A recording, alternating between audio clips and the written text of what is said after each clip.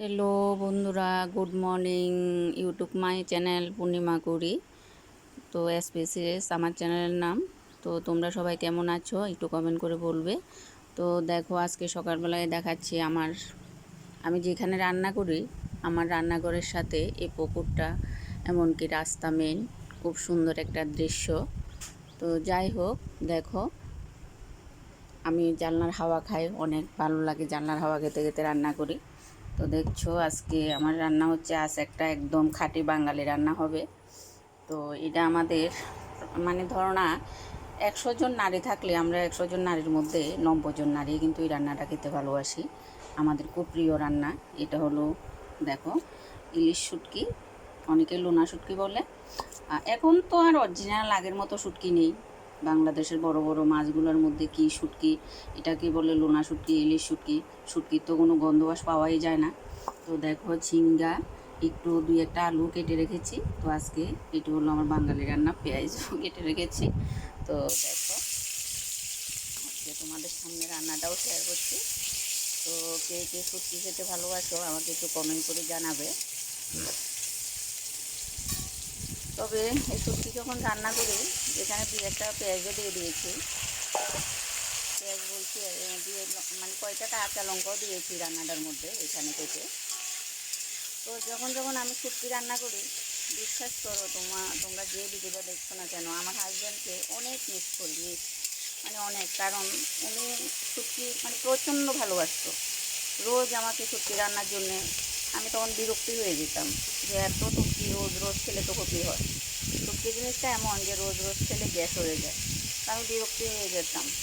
আর যখন শুটকি রান্না করি তখন ওনাকে বারবার মিস করি। তোমরা হয়তো অনেকে জানো, আবার অনেকে জানো না, আমার হাজব্যান্ড নেই, গত 6 মাস আগে মারা গেছে।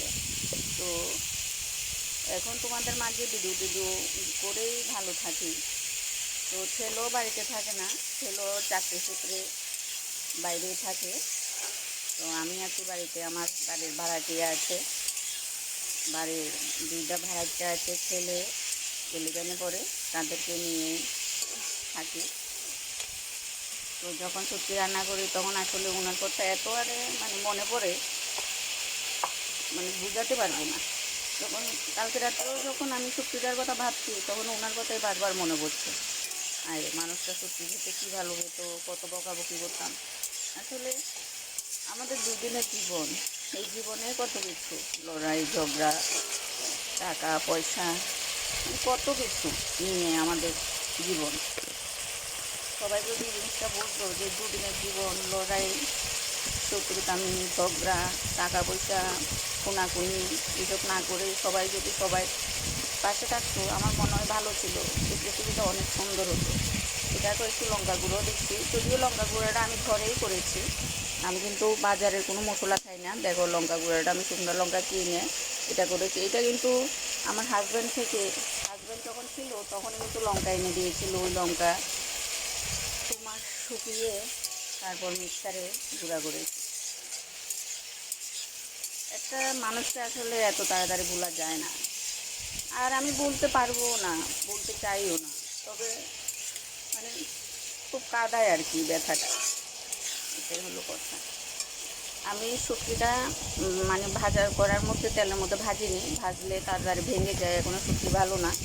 তো আমি এখানে ডাইরেক্ট শুটকিটা দিয়ে দেবো। তোমরা এইভাবে করে দেখো, জানি না কে কীভাবে রান্না করো, তবে এইভাবে করে দেখো, করলে বুঝতে পারবে এটা কেমন সুস্বাদু হয়।